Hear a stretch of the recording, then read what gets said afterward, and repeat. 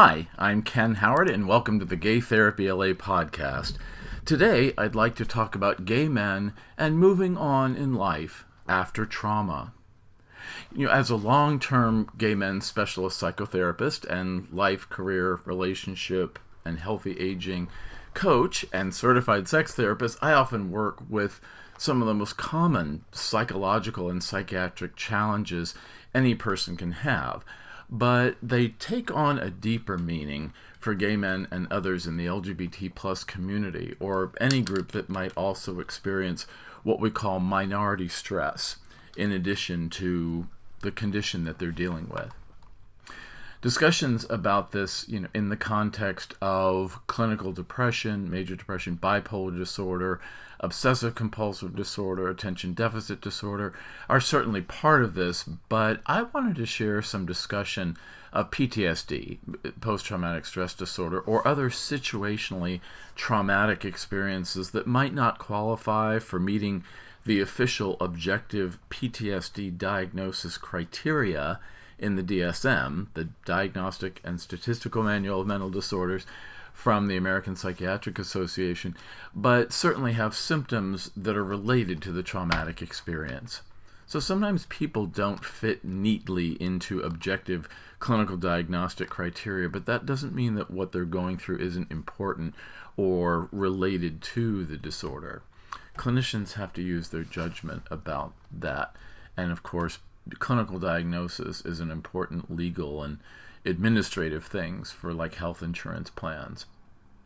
It's not perfect, but we try. So in early materials of mine, blogs, podcast episodes, I've discussed the different kinds of traumatic experiences that a person, specifically my long-term professional focus on gay men's mental health and quality of life, can go through and how to cope with them. One was Gay Men and Trauma, Reclaiming Your Life was one of the titles. In addition to my two-part series, Gay Men and Coping with Specific Traumas, and COVID's End as Trauma Recovery in Gay Men. You can go back and check out all of those for kind of a different angle. And I know there's a big risk here of repeating myself from those podcasts and blog and materials, but this time I wanted to focus on the longer term perspective of trauma recovery. What do gay men do in the aftermath or the epilogue to the story after surviving various kinds of trauma? I have this perspective as an older gay man, and I think about my own traumatic experiences, sometimes many years ago, and how I feel about them now. I think of the advice that I would give to younger gay men who might have experienced a traumatic event recently and how it might go for them moving forward.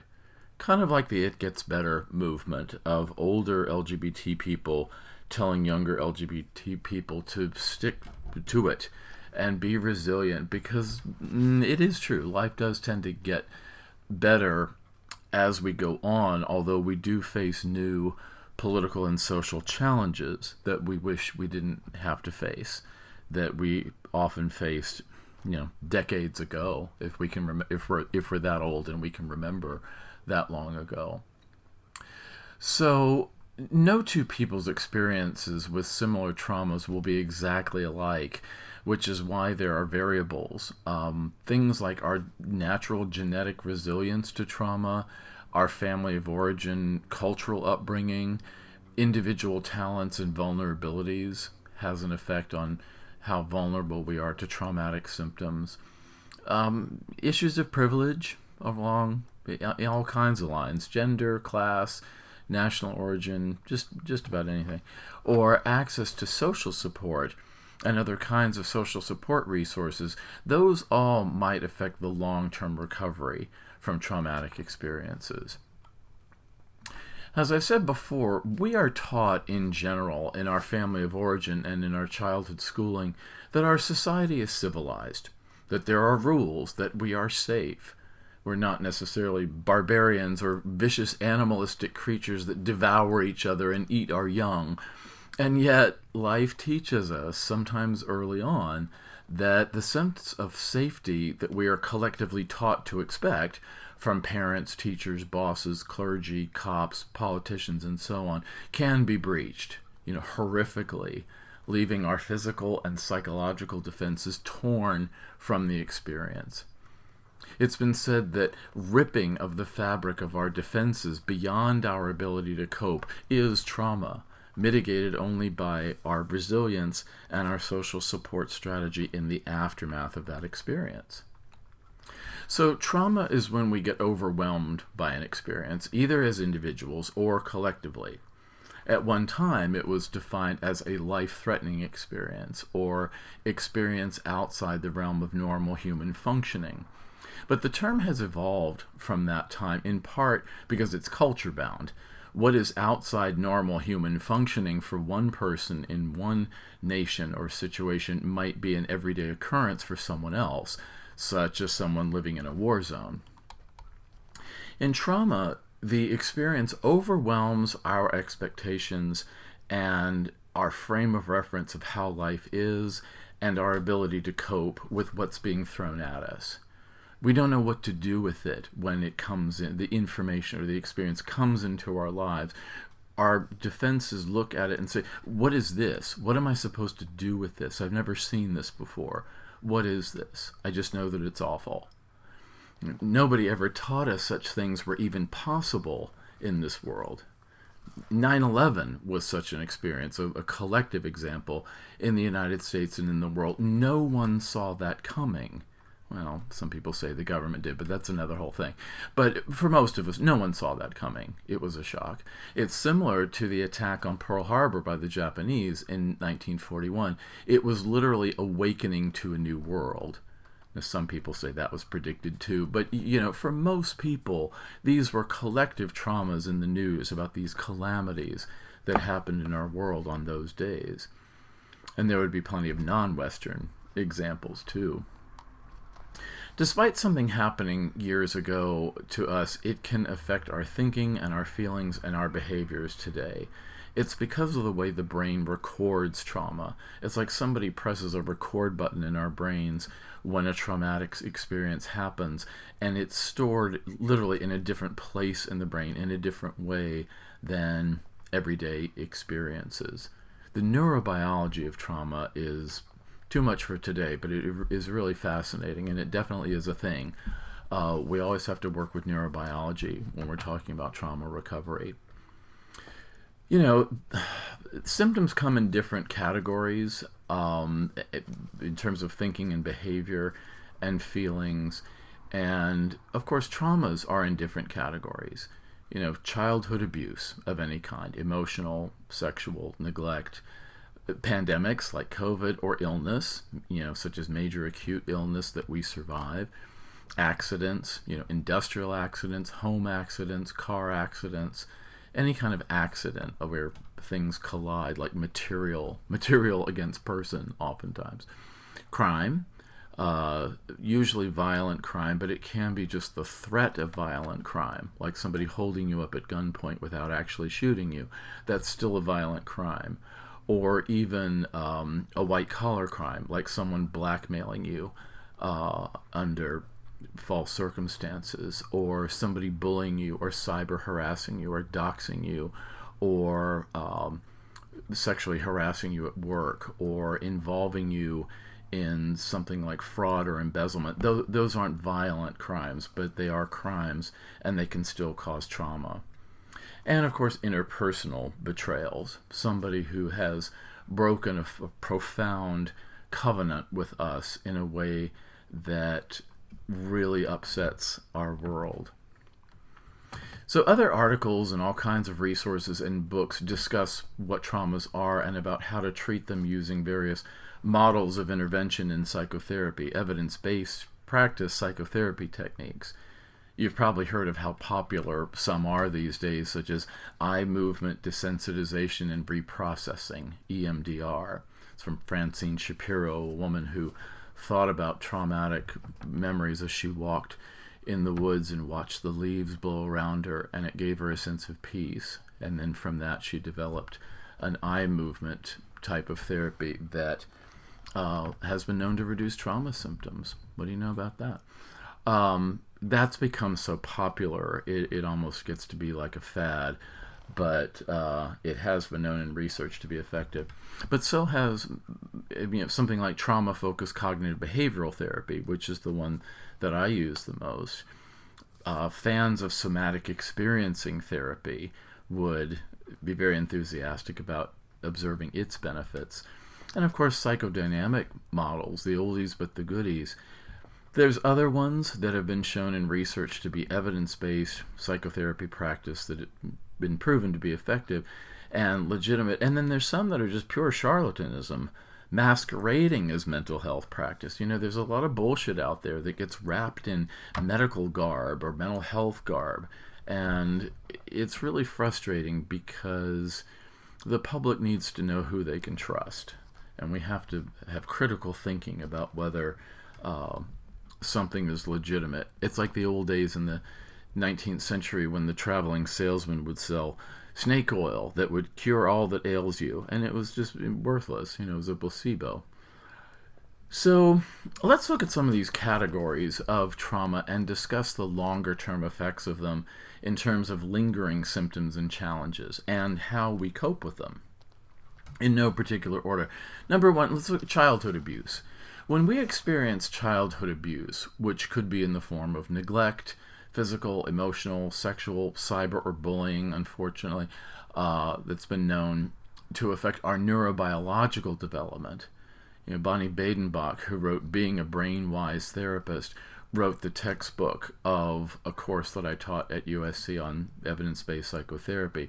And she really lays out a good case about how trauma and other aspects of psychotherapy really affect our neurobiology.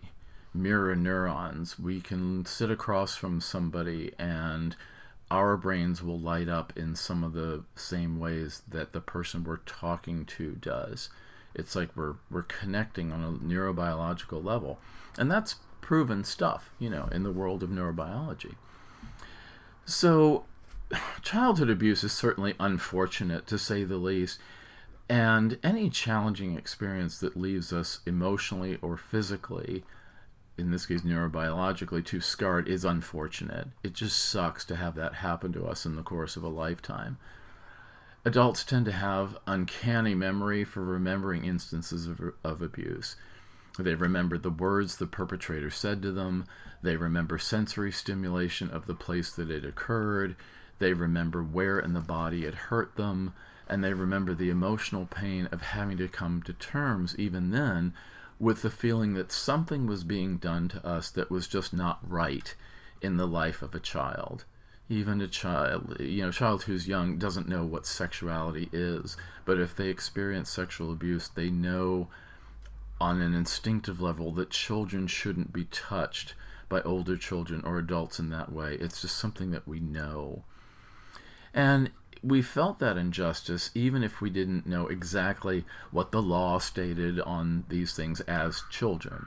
We just had that instinct that others didn't go through it or shouldn't have to. And oftentimes we felt the pressure for secrecy because something was happening to us that didn't get really talked about in general. So in the long term, childhood abuse might leave us as adults with a chronic difficulty of trusting authority figures like cops or teachers or coaches or clergy, or just about anybody, because if somebody in authority betrayed our trust, our defenses are going to say, okay, if you're someone in authority, I can't always trust you and I have to keep my guard up. We might be wary of people, in general, even friends or coworkers who are trying to help us, wondering if they only help to forward their own motives and gains. We might resist authority and have a natural inclination to dance to the beat of our own drum to avoid becoming a target again. We might find ourselves to be generally risk-averse and experience the world as more untrustworthy than trustworthy. We might tend to shrink away from opportunities or situations that put us in the spotlight or give us personal or professional visibility because by blending in, we stay safe and out of the target zone of those who might notice us and target us and harm us all over again. But then we miss out on the things that opportunities and visibility might bring us, like promotions at work or some kind of accomplishment or accolade. We might be keeping ourselves single because we had learned as a survival instinct that you can't always trust the people closest to you. Maybe our parents didn't protect us back then, so we are wary of trusting a spouse or a partner now, because our defenses say, well, you know what can happen when you trust somebody. We might be reluctant to have children because we are afraid they might experience something similar to what happened to us, or even be afraid we might do it to them. And so if we keep ourselves from having children, then we never have that risk. But if we otherwise want children, which is another whole topic, avoiding it because of trauma would be kind of the wrong reason not to have children, even though there are plenty of good reasons to have or not to have children. We might carry around not only a distrust of others, a certain chronic wariness of others, but also a general anger, especially at those today who remind us of our perpetrators in the past. Abuse survivors who have a general propensity for anger are, on some level, acting out the rage that justice was not served and that their perpetrator got away with it, and never really faced a comeuppance for their crimes.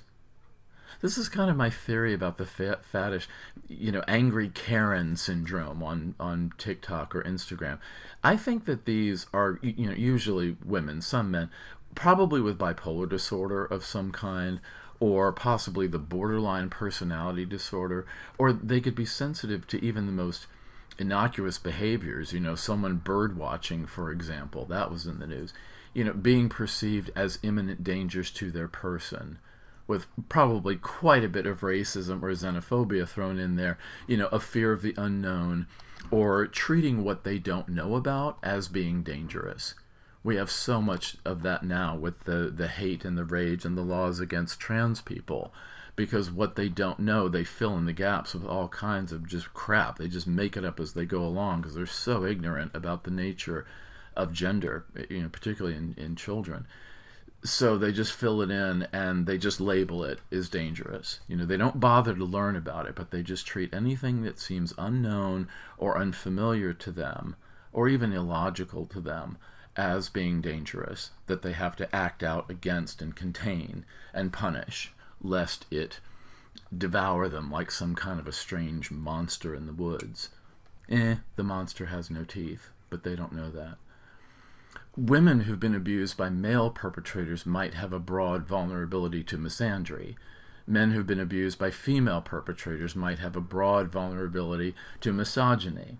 Anyone who has experienced trauma related to a certain group, teachers, clergy, coaches, parents, siblings, might be wary of anyone who looks or sounds or holds the same position as the original perpetrator. I've known Jewish people who steer clear of anyone and anything German, even in the current generation, due to the history of the Holocaust. Growing up, I had exposure to Vietnam War veterans who held an irrationally xenophobic response to either Vietnamese people or to anyone Asian. Our psychological defenses make a split-second connection to our perpetrators by history, and our defenses try to warn us when anyone or anything comes close, that comes along that reminds us of that, making us stand on guard in case we have to fight or flight all over again.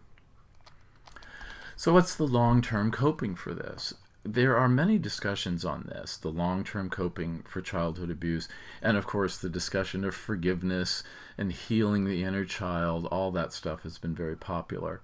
Spirituality can sometimes help with this. Living well is the best revenge is also a popular cognitive strategy or behavioral one. And of course, therapy, can discharge some of the bad feelings over time by expressing them and literally have our brains process the traumatic memories from the right brain to the left brain and incorporate them into something more metabolized in our brains, kind of like digesting a meal. Cognitively, I think long-term coping for abuse is understanding that unfortunate situations in our own childhood were difficult, painful, scary, and certainly unjust. And maybe we also felt isolated because abuse is often hidden and can give us the feeling that we're the only ones it's happening to, because it happens in the shadows, it happens behind closed doors. As adults, we learn that it happens not to everyone, but we have to cope with the anger of the privilege of people who haven't been abused, of being spared. It's like, well, Bali for you. But we're not alone in the social ill and phenomenon of the various forms of childhood abuse. It's a major social ill that we collectively have to somehow deal with. And unfortunately, it hasn't been getting better over time, and we need to talk about why. It can make us feel that we live in a very flawed, even sad, world that allows such a thing to persist in so many cultures of the world and throughout history, where you're forced to cope with the awareness and the knowledge firsthand that there are indeed sadistic and deeply disturbed people out there.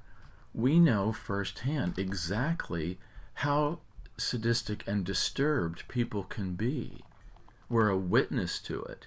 And we almost stand in awe about what happens to human beings when they are deeply disturbed and act that out in some kind of violent, negative way. But long-term coping also puts the social ill of abuse worldwide and our own specific experience in an existential context. Our abuse history does not always need to define us. We are more than just victims or just survivors. We can't change that it happened, but a healthy reclaiming, I love that word, reclaiming of our quality of life includes keeping that experience in a certain container of experience and memory. It need not color all of our interpersonal relationships and our experiences with others throughout time. It's one incident or it's one series of incidents, but a series of incidents of trauma are not the only incidents in our lives. Life is more than that. So we have to keep that focus, that life is more than the traumas that we experience, and we reclaim that fact in the name of dignity and justice and health. Speaking of health, number 2 is let's look at the COVID epidemic or just, illness, trauma in general. The aftermath symptoms of a medical trauma, such as either having COVID ourselves or being part of the global community who faced it, are still somewhat to be determined. We're going to know in years ahead about what that pandemic really meant to our society. The trauma that we can experience from having a severe illness in the past that we survived might influence now in ways that wouldn't be so if we hadn't been sick. If, for example, I wrote a blog article sharing my experience with a very severe staph infection in my leg that was almost fatal for me in October of 2021. So to walk my talk, so to speak, as a therapist, I've had to have my own psychological support. And one aspect I've had to contend with is a somewhat irrational fear of recurrence.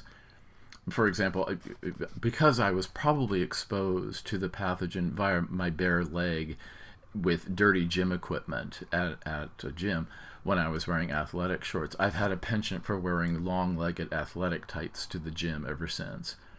And this isn't necessarily irrational, but the gym where I contracted the infection is long since closed. I had to challenge myself to wear gym shorts again and not to let the traumatic experience of being severely ill from being exposed to dirty gym equipment likely make me feel like recurrent illness was always just around the corner, that sense of imminent threat.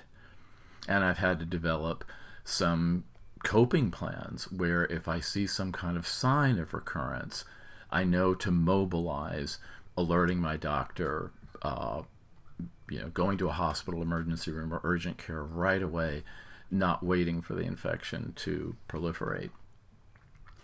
My mother, who at age 87 has survived several bouts of cancer, has had to work hard to think and feel that she has a future, and that every year that passed her might be her last Christmas or her last birthday. That feeling went back to her first experience with cancer in her 40s. And she's achieved this, thankfully, but the once bitten, twice shy adage was a challenge for quite a while, to allow herself that because the cancer, fortunately, in all cases, was caught early and very wonderfully resolved medically, but to restore that sense of having a future instead of this constant threat of death by cancer that's dogged her, since before she was even middle-aged. After a medical trauma, we might experience ourselves as just generally vulnerable to illness, constitutionally weak. When our health systems don't really support that, we might be actually fine. We might be wary of doing routine medical care, such as checkups or colonoscopies, for fear of what they might reveal. It's a denial. We stick our head in the sand. We might think of others as healthy or having a certain health privilege, particularly among younger people, and think of ourselves as being left out, a medical FOMO. The luxury of seemingly boundless health is for other people, but not for us, and we have to reclaim that. Certainly for gay men, if we've had a medical trauma that was not HIV/AIDS, we might still feel the effects of the long history of HIV stigma and the diseased pariah stereotype that happened so viciously and yet so visibly in our country's history at the height of the AIDS pandemic. And for gay men, the idea of health vulnerability or health stigma still is there, either from the AIDS crisis and all that stuff and stigma then, or from the idea that gay men are sick, that being gay is an illness. And that was, the ongoing belief for decades and decades and decades in the 20th century. So what's the long-term coping for this? The long-term coping after we've been restored to health after a traumatic illness has many components of the physical and the psychological and the social. There is the task of learning to trust our own bodies again, and that they're not likely to betray us anytime soon, or at least in the same way. This might be possible, but it's not necessarily likely that we'll have a recurrence. Even if we remain high risk for health challenges because of a chronic condition, we are continually building a strong affiliation to medical resources with expanding technology every day, as well as building our capacity for adaptive coping. And we know how to get the social support and the medical support that we need if we should ever face a health challenge again. We can't be caught by surprise by an illness like that again, because we know that we can rally around our medical wellness whenever we need to.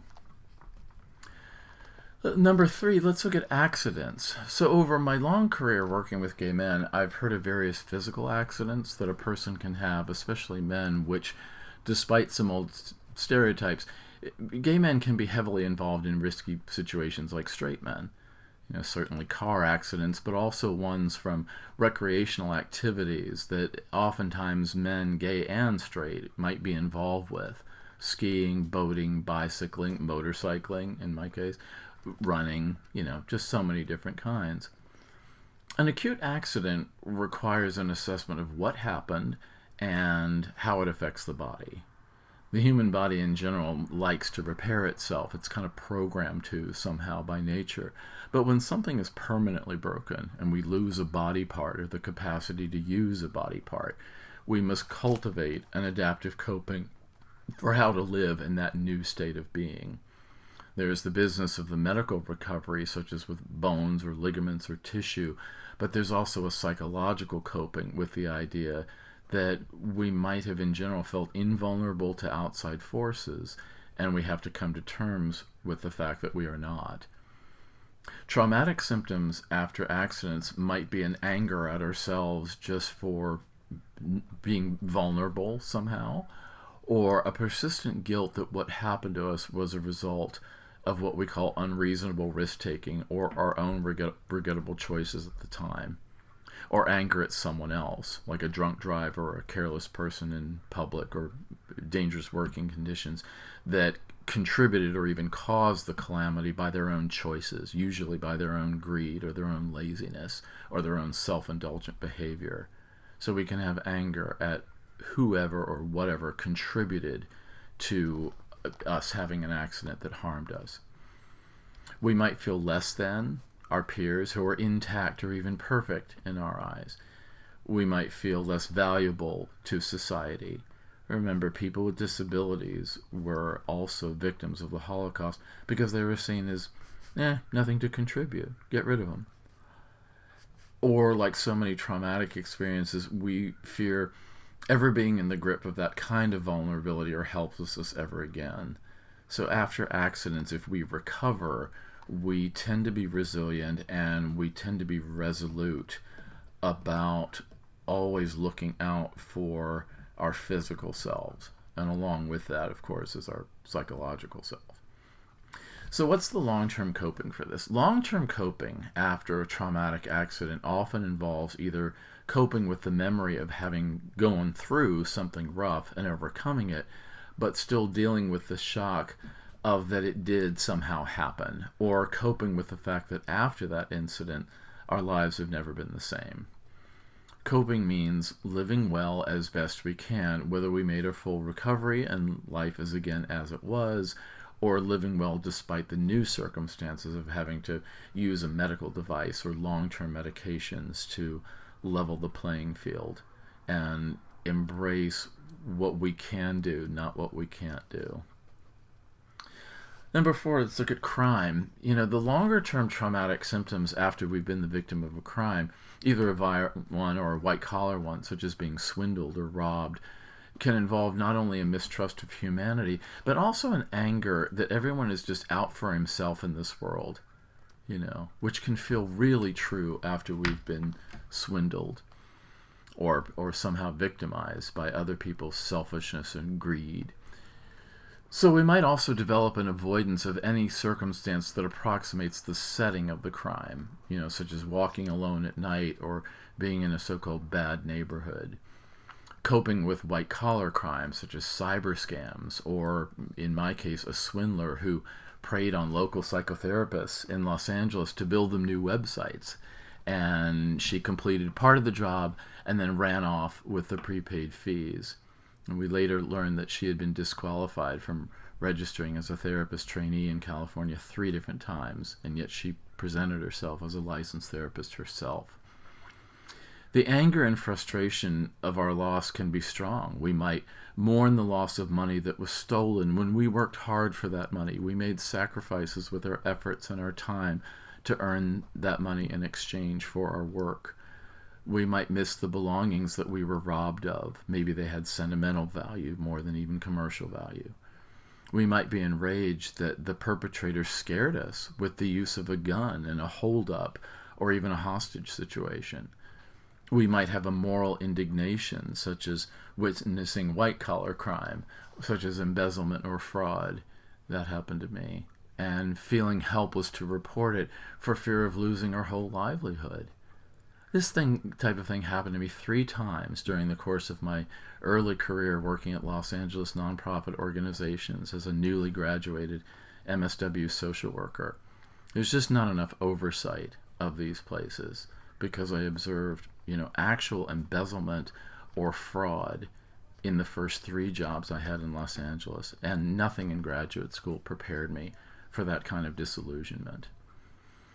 The vulnerability or rageful frustration of injustice can be powerful, but again, the cognitive reframing is our friend. So what's the long-term coping? Long-term coping in the aftermath of being a victim of any kind of crime is understanding that it is the nature of man that some people are disturbed.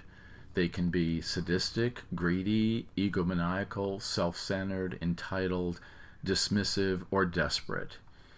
People who are mentally and socially healthy don't commit crimes.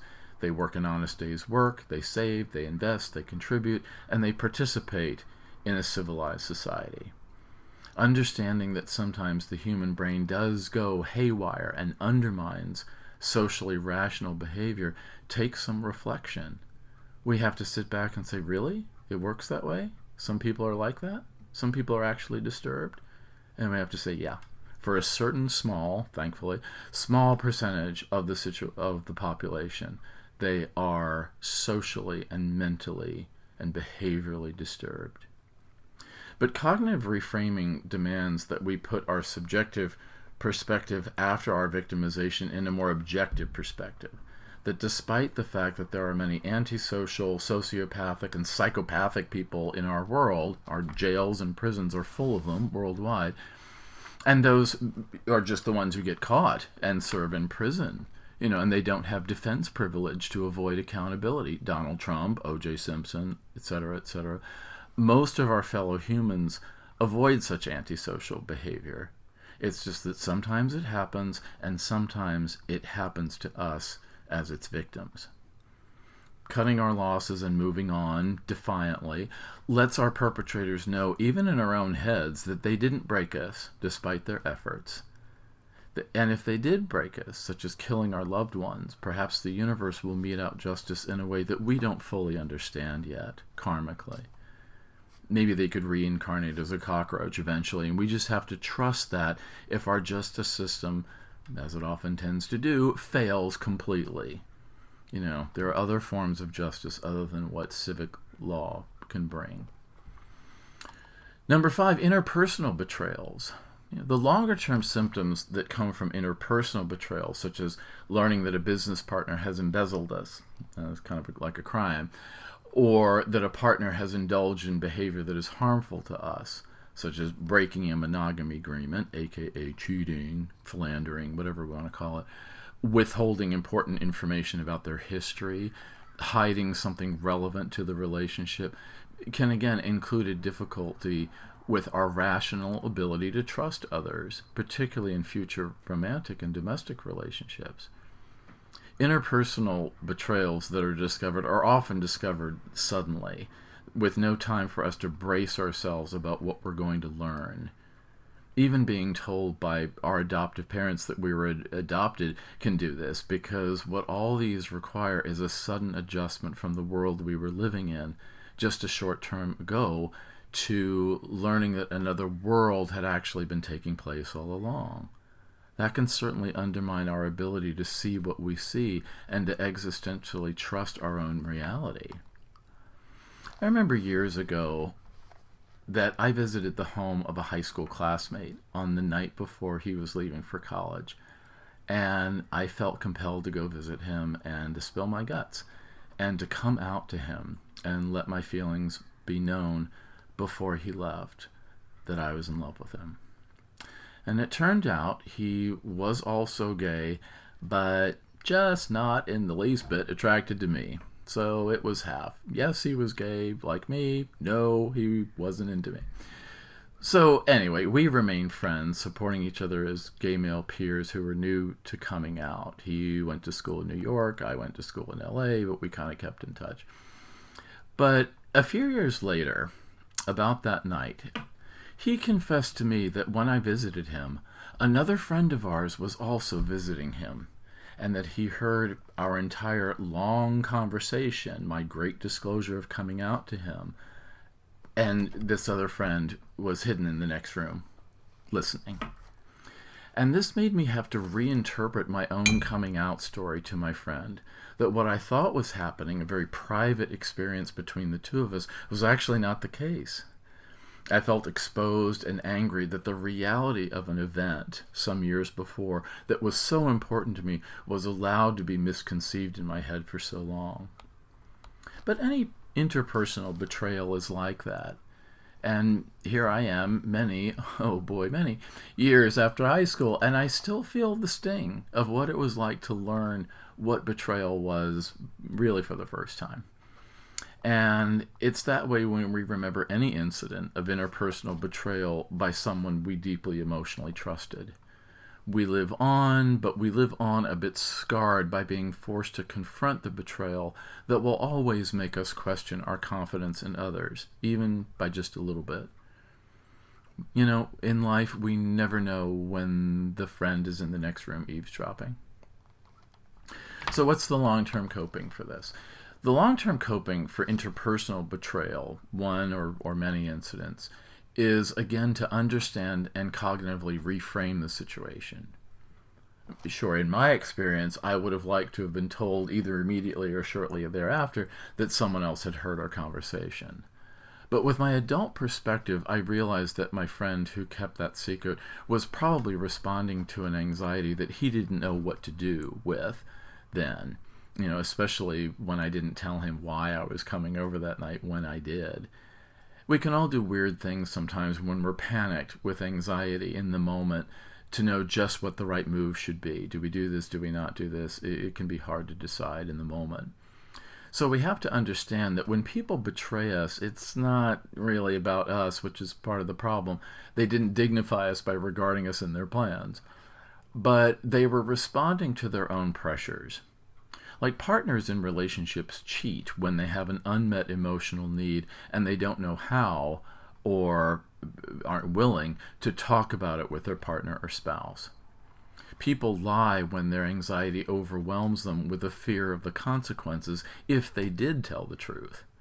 People can be fearful of being broke or embarrassed, and that makes them do dumb things that hurt others.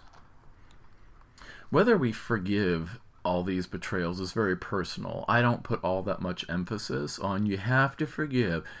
I don't want to have to do anything when someone has already run roughshod all over me in the first place. I will forgive if I want to, mentally, emotionally, relieve myself of the burdens, but I will also remain steadfast in my indignation when someone was guilty of a betrayal that caused me harm that I didn't ask for or deserve, such as the crimes mentioned earlier. Sometimes a victim or survivor will forgive their perpetrator if there is recalcitrance, but if the perpetrator remains steadfast in their egomaniacal entitlement, then we get to hold them in contempt for their injustices to us or to anyone. Donald Trump. That is the spirit of Stonewall. They didn't forgive the oppression and harassment from those violent police officers, their perpetrators. They rioted in violent retaliation to stop it and change the course of history. And wisdom is knowing the difference. When do you forgive and when do you fight back with everything you've got? World War II, we didn't forgive Hitler. We bombed the living shit out of his country until they surrendered in humiliative defeat. Sometimes, you have to drop the bomb. So the wisdom is knowing the difference of when we fight back hard, legally, socially, somehow, and, when we do forgive, when we kind of say, whatever, I'm going to take the high road and I'm just going to move on with my life.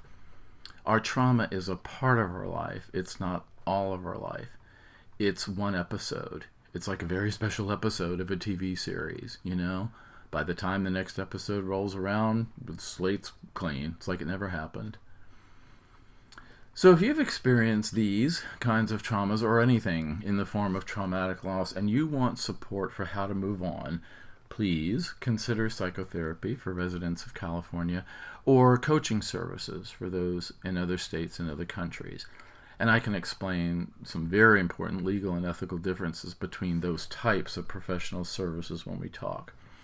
So, California folks, individuals, couples, polycules, visit gaytherapyla.com for psychotherapy, gaytherapyla.com, and its sister website, gaycoachingla.com, for coaching services if you live in other parts of the United States or even other countries.